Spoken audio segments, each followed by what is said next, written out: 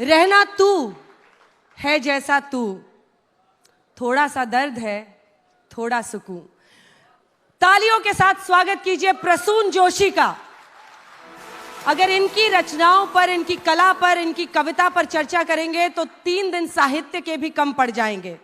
इनके व्यक्तित्व पर अगर आप रोचक रोचक कहानियों को सुनेंगे तो शायद कम पड़ जाएगा वक्त। लेकिन ऐसे शख्स जो न सिर्फ लगातार चेयरमैन तीसरी बार सीबीएफसी के हैं और एक ऐसे वक्त पर फिल्म इंडस्ट्री में एक नई राह दिखा रहे हैं जहां पर हम जानते हैं, मानते हैं कि मतभेद, मनभेद, हर तरह की चीजें हो रही हैं, लेकिन प्रसून जोशी एक ऐसी शख्सियत है जिन्होंने अपने काम से फिल्म इंडस्ट्री में एक ठहराव लाया, उसमें एक ऐसी मैच्योरिटी लाई जो शायद उस वक्त पर बहुत जरूरी थी। तो तालियों के साथ एक बार फिर से अभिनंदन।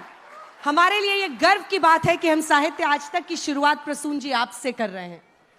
आज मैंने यही सोचा था कि मंच पर बैठ के बोलूंगी कि प्रसून जी, आज आपसे क्या बतियाया जाए, कुछ बताइए। क्योंकि देखिए, एडवर्टिजमेंट से जिस शख्स ने अपनी शुरुआत की, फिल्मों की पटकथा लिखी, गीत लिखे, कौन सी फिल्म को सर्टिफिकेट मिलना चाहिए, नहीं मिलना चाहिए, कविता को बच्चा कैसे देखे, बुजुर्ग कैसे देखे, युवा कैसे देखे, ये सब देश को समझाया। लेकिन मैं अभी भी मानती हूं कि प्रेम और उसका जो अभिव्यक्ति उसकी है, उसके आप माहिर हैं। चाहे वो माँ और बच्चे का प्रेम हो या अन्यथा हो। इनके शब्दों के आग को कितनों ने आजमाया है, बताइएगा हाथ उठाकर। तो अपने घर में या अपनी प्रेमिका के सामने तारे ज़मीं से लेकर माँ के सामने के गीत से लेकर प्रेमिका के सामने वाले गीत, वो बारीकी तक पहुंचना प्रसून जी कैसे करते हैं आप? पहले तो आप लोगों का बहुत बहुत धन्यवाद, यहाँ आए हैं तो बहुत बहुत धन्यवाद। और जब मैं कविता सुनने के लिए आतुर लोगों को देखता हूँ तो आशा बंधती है कि अभी इतना बात गड़बड़ नहीं है, अभी सही दिशा में जा रहे हैं। हुआ क्या है कि आज का युग जो था, इसमें एक चीज़ आप फॉलो करें, थोड़ा सा आपके सामने क्लैरिटी देने के लिए कि आज का युग क्या है। अंजना जी, आर्ट जो था उसे धीरे धीरे हड़प गया एंटरटेनमेंट। एक एंटरटेनमेंट की मछली थी जिसने आर्ट को खा लिया। अब आर्ट आपको देखना है तो वो मनोरंजन के माध्यम से आप देखने लगे। फिल्में हैं, पहले कला जो है, कला का अपना रूप कहीं आर्ट में सबस्यूम हो गया। आर्ट का जो रूप है वो एंटरटेनमेंट में चला गया, मनोरंजन में चला गया। क्या बात? मनोरंजन को हमारे देखते देखते डिस्ट्रैक्शन ले गया। या आप कब डिस्ट्रैक्ट हो गए, आप छोटी छोटी रील्स देख रहे हैं, आप ऑलवेज डिस्ट्रैक्टेड है। और डिस्ट्रैक्शन कब एडिक्शन बन जाता है इसका भी आपको पता नहीं लगता। तो आप अपने हाथ में है ही नहीं आज आपकी रुचि। आप स्वयं निर्णय लेके आज यहाँ आए हैं, किसी रील्स ने निर्णय नहीं लिया है, किसी एल्गोरिदम ने निर्णय नहीं लिया है। ये देखकर मुझे बहुत प्रसन्नता है पहले तो। क्या बात है। अब बात रही कि लिखने की, मैं जब भी, चाहे वो प्रेम हो, वो किसी तरह का भी प्रेम हो, मैंने कभी एक प्ले लिखा है राजाधिराज, भगवान कृष्ण के लीलाओं पर है। बम्बई में काफ़ी प्रसिद्ध हुआ, यहाँ भी आपको देखने को मिलेगा 29 तारीख। जितने लोग यहाँ बैठे हैं, आपकी रुचि है तो जवाहरलाल नेहरू स्टेडियम में वो 29 के बाद से सब मंचन होने वाला है। और जैसा ब्रॉडवे में देखते हैं, पहली बार हिंदुस्तान में ऐसा म्यूजिकल आप देखेंगे जिसमें लाइव कैरेक्टर्स गीत पर परफॉर्म करेंगे। और 11 नए गीत लिखे हैं आप। 20 नए गीत उसके लिए लिखे हैं इन्होंने। तो म्यूजिकल है। श्री कृष्ण के जीवन में वैसे ही इतना कलर है, इतना ब्यूटी है, तो उसको प्रस्तुत करने की प्रयास है। मैंने देखा कि देखिए, प्रेम जो है ना, वो आप बाहर ढूंढेंगे तो बाहर नहीं मिलेगा, वो आपके अंदर है तो बाहर भी मिलता है।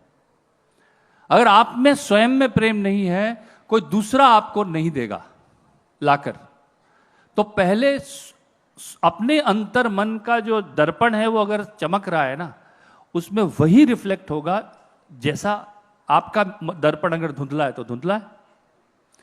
तो कृष्ण को देखें आप, तो ब्रिज जो है उनको बाल रूप में देखना चाहता है तो वो बच्चे के रूप में दिखाई देते हैं। राधा जी उनको श्रृंगार के रूप में देखना चाहती हैं, तो श्रृंगार और गोपियों को श्रृंगार के रूप में दिखते हैं। वो एक शासक के रूप में दिखाई देते हैं द्वारिका में, और एक अर्जुन को दार्शनिक के रूप में दिखाई देते हैं।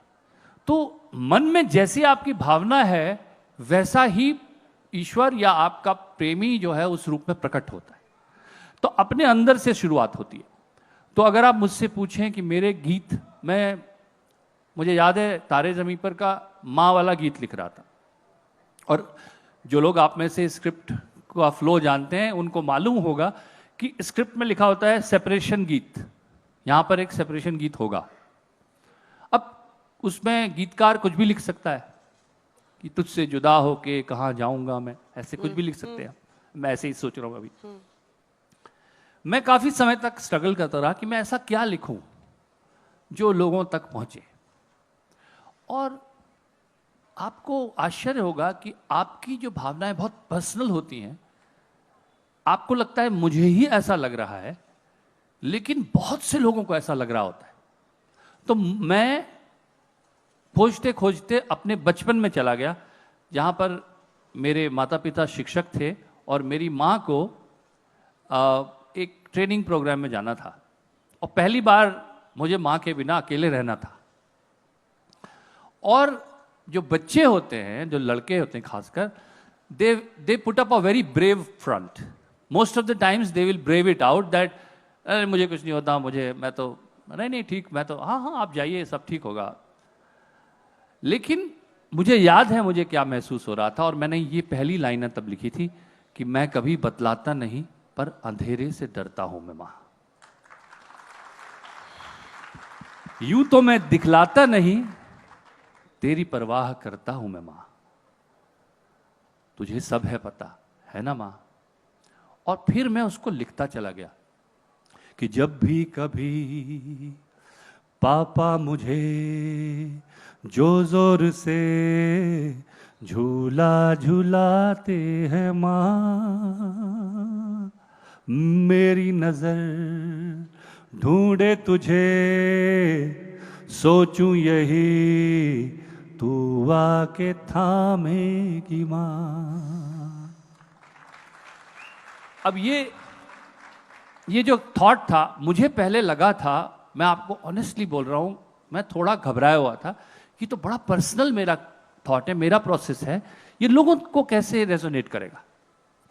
रंजना जी, मुझे आश्चर्य हुआ कि उसके बाद कितने मुझे पत्र आते हैं, आज भी पत्र आते हैं लोगों के, कि कई माँओं ने अपने बच्चों को हॉस्टल से वापस बुलाया इस गीत के बाद, कि ये गीत आपका सुना और हमें लगा कि बच्चे से साथ रहना चाहिए। ये जब आप ऐसी लाइनें लिखेंगे तो यही होगा ना, भीड़ में यूं ना छोड़ो मुझे, भीड़ में यूं ना छोड़ो मुझे, घर लौट के भी आ ना पाऊं माँ, भेजना इतना दूर मुझको तू, याद भी तुझको आना पाऊं माँ। क्या इतना बुरा हूं मैं माँ? क्या इतना बुरा